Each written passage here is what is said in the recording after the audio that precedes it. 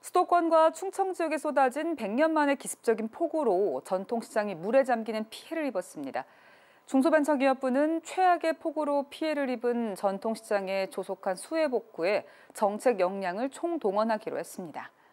중소벤처기업부는 기록적인 폭우로 10일 오전 9시 기준 총 62개 전통시장 약 1,240개 점포에서 크고 작은 피해가 발생했다고 밝혔습니다. 서울 34개, 경기 23개, 인천은 5개 시장에서 점포 누수, 주차장 침수 등이 발생했으나 다행히 현재까지 파악된 인명피해는 없는 상황입니다.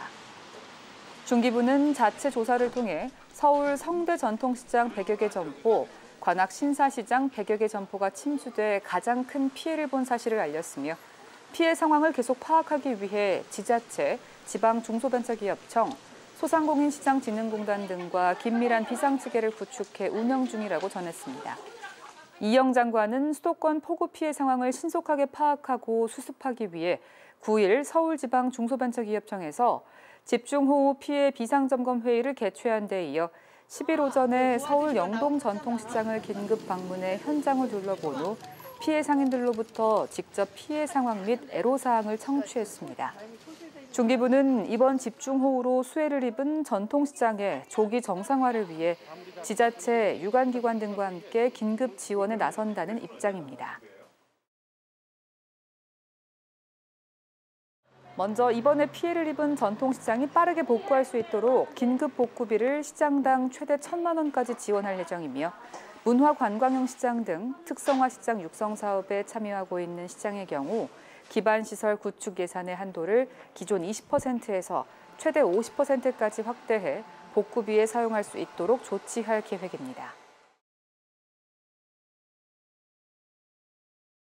또한 대기업의 협조를 얻어 냉장고, 에어컨 등 가전제품 무상수리 지원과 함께 청소 폐기물 처리, 집기 세척 등 긴급 복구를 위해 군인, 자원봉사자 등 인력 지원도 연계할 계획입니다.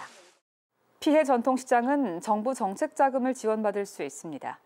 소진공에서는 재해 피해를 입은 소상공인에게 2% 금리로 최대 7천만 원까지 지원하며 이를 위해 소상공인은 지자체로부터 재해 확인증을 발급받은 후 소진공으로 신청하면 됩니다.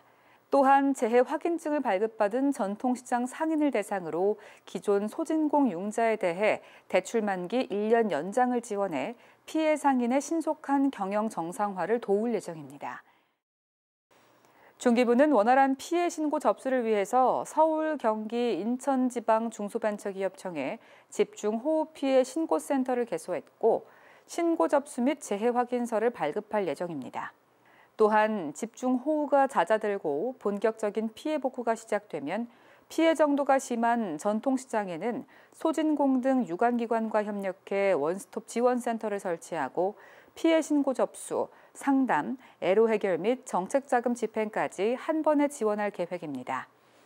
중기부는 노후화된 침수시설의 교체와 전통시장 상인들의 풍수해 보험 가입을 독려하는 등 이번 피해를 교훈 삼아 재발 방지를 위한 노력도 기울일 계획입니다.